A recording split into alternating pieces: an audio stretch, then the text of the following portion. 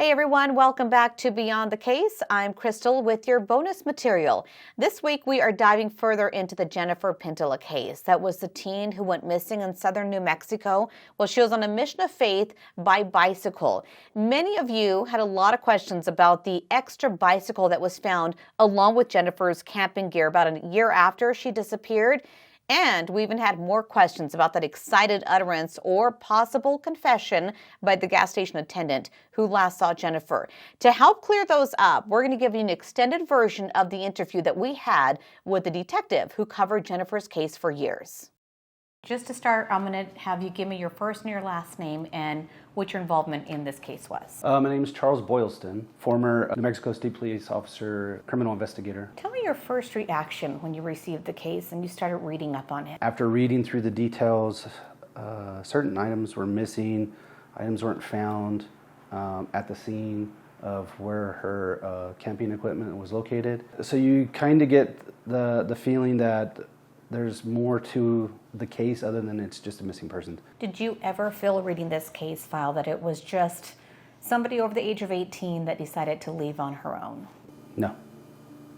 I felt there was probably some foul play at hand. So it's just the way everything read. The initial statement from a gentleman by the name of Jesus Vasquez, the way he described her leads more to believe than he just briefly talked to her. I think the way he described the type of clothes she was wearing, he liked her bike. He was big into mountain biking back in the day, and that was one thing that was looked into. You mentioned earlier excited utterance. Yes. Can you tell us what that means? So if you were to come in to a room and I would just say something that, like Mr. Vasquez said, it's because I killed that girl. That is an excited utterance. They didn't ask you a question. You just voluntarily said what you said. And in that instance, he felt guilty about something, not about narcotics, but because he killed that girl. I'm not sure if you guys have read that statement from him, but when you're being raided at a house for selling to narcotics agents, and your first statement to the arresting officers are, I know why you're here, it's because I killed that girl. That kind of sticks with you for a while. Tell me about that. Tell me about that time when the raid took place and what was the premise behind that? So from what I read in the case file, Mr. Vasquez was a known drug user, along with multiple friends that he hung out with. According to the reports, he had sold multiple times to undercover agents, which at that time they had enough to do an arrest warrant. I'm not sure what kind of narcotics he had sold, but he had sold narcotics to undercover agents. They raided his residence, and when they raided his residence, that's when he made that statement. Not that, oh, I must have sold to undercover cops or somebody snitched on me, but for you to say, I know why you're here, it's because I killed that girl. Did he ever say who that girl was? No. And I don't know why that statement was never followed up on by the interviewing officer. I think they were strictly there for the narcotics, and they just said, oh, that's an excited utterance. They didn't know anything about the missing person with the case with Jennifer, so that just kind of slipped their mind. But having read that in the report, I was like, you guys have him right here. Why wasn't a detective sent to follow up on that statement? Is that the first time that this case was linked to Chewy? I know there was an investigator prior to me. He was a detective, a private investigator in Deming.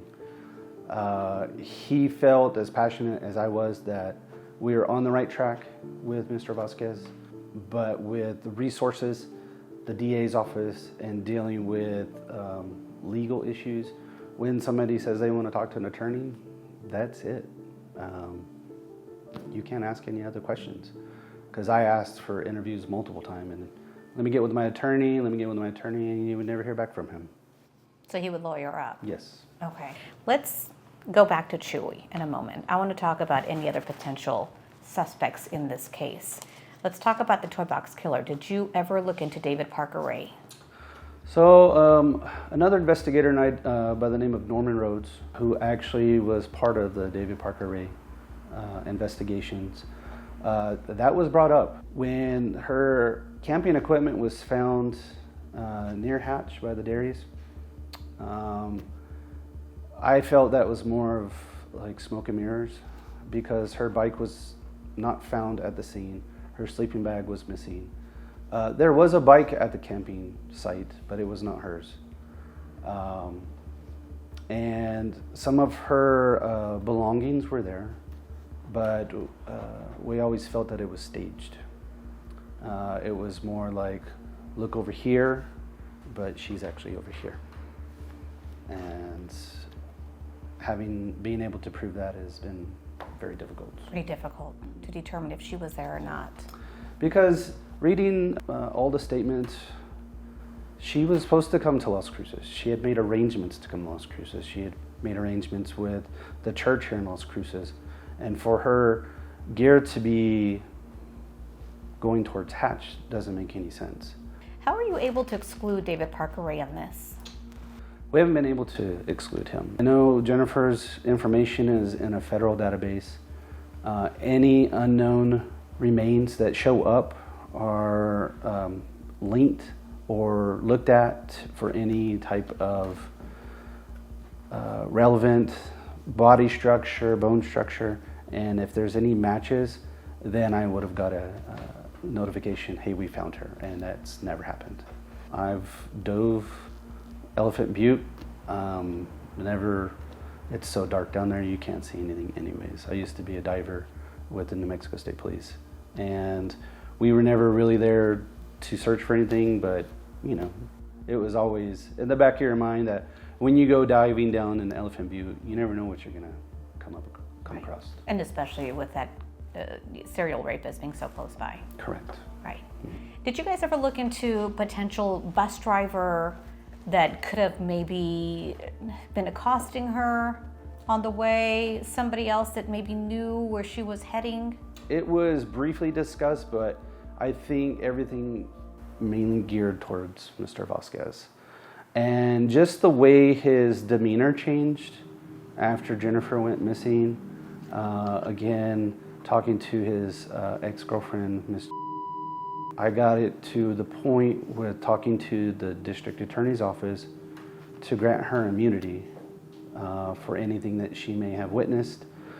She was so fearful of Mr. Vasquez that even with immunity, she was very hesitant on talking about any part of their relationship. From what I do recall in speaking with her, Mr. Vasquez liked very young high school type girls. Even though he was in his 20s, Miss was 17, 18. After Jennifer went missing, his whole demeanor changed. He was very violent, outburst, aggressive towards Miss, to the point where during sexual intercourse he was, I guess, choking now, things to where she was like, where's this coming from? To a point where he had locked her into a shed out in the backyard one time in the summer, nude, and then when he did let her out, he urinated on her. So this demeanor was never observed by her when they first started dating. All of this changed all of a sudden. At one point, I recall there was an incident where Mr. Vasquez, I read in the case file, Mr. Vasquez had actually shot at Mr. trying to get away from him. And I think that was finally the straw that broke the camel's back, saying, I'm getting away from this guy. He is going down some path that she didn't want to be on. I want to elaborate on his ex-girlfriend. because we have read that his ex-girlfriend, or possibly her sister, made mention that she saw a bracelet.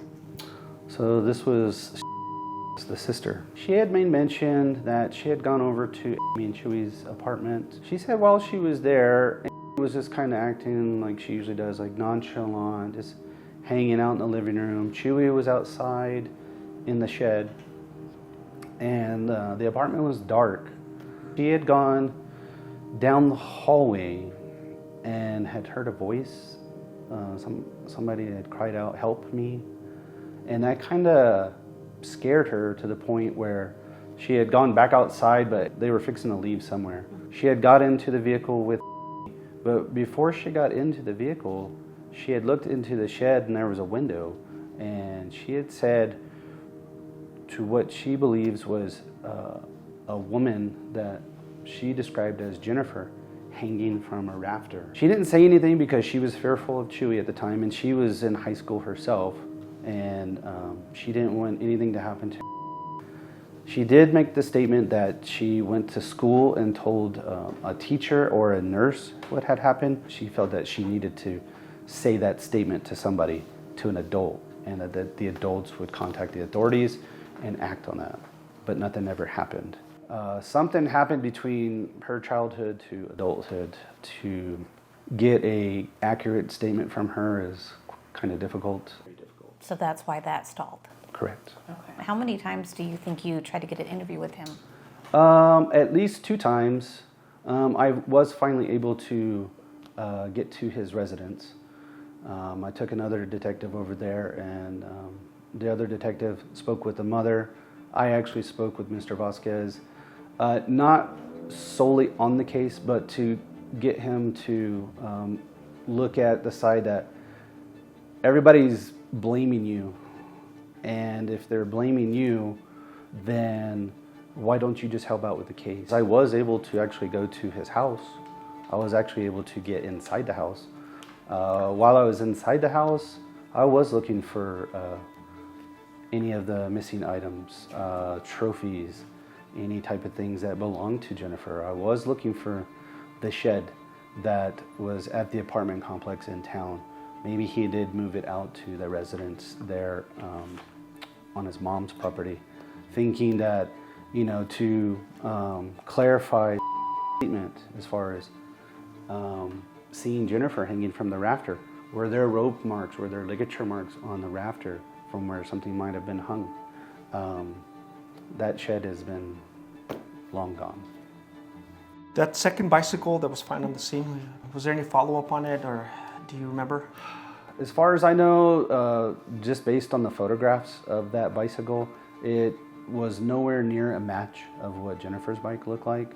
I looked at all the bike shops there in Deming, thinking maybe I could find the serial number on the pedal or find a similar bike to it. Maybe it had got painted over, and no luck. I think it was broke down and sold for parts. So to me, again, that's why I say that that area was staged, because the one things that were missing was a sleeping bag. It was to a point that we were looking at all the vehicles that Mr. Vasquez had or the family had registered during that time. Did Chewy drive? Did he have a vehicle? Yes. And at the time, other than the gas station, I believe his brother and him ran like a tow company, a tow yard. They had a tow yard with multiple vehicles. That was explored too, as maybe her body was in the tow yard. We couldn't find anything. I know one of the psychics had mentioned a red pickup truck. He did drive a red pickup truck. He was big into mountain biking back in the day, and that was one thing that was looked into. We did get a map of most of the mine shafts there in Deming. One place that he frequent a lot was the Rockhound State Park. A lot of caves, mine shafts, tunnels. We're thinking, since her sleeping bag was not discovered, it was an easy way to transport a body. And maybe he did keep her bicycle. But again, these are all circumstantial. Sure. When you interview friends and family, do they point you towards Chewy? Yes.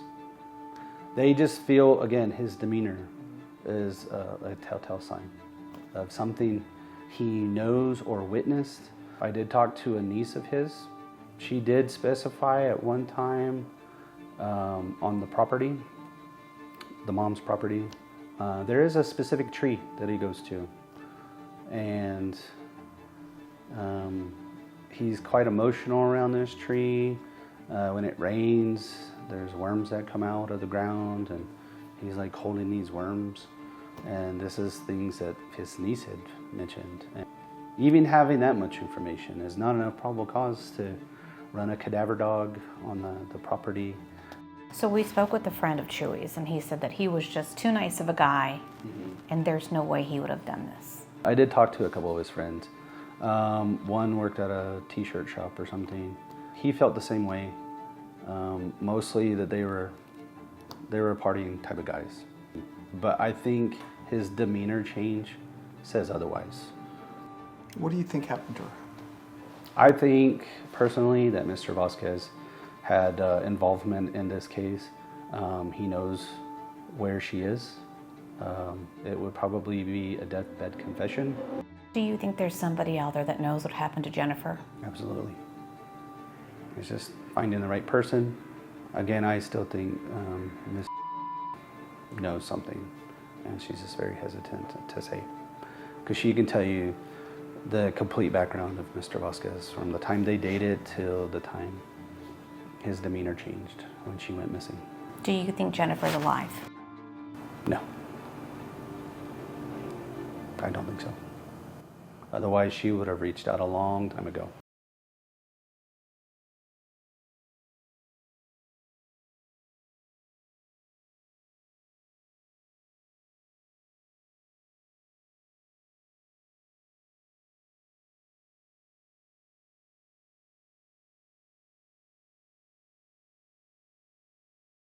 If you have not seen Jennifer's case, the teen who disappeared in the desert, you can watch that right now by going back onto my YouTube channel. We have episode 1 and episode 2 already uploaded waiting for you. If you have, remember to like and subscribe so you get notifications of our new cases that are coming up soon. We'll see you next time on Beyond the Case.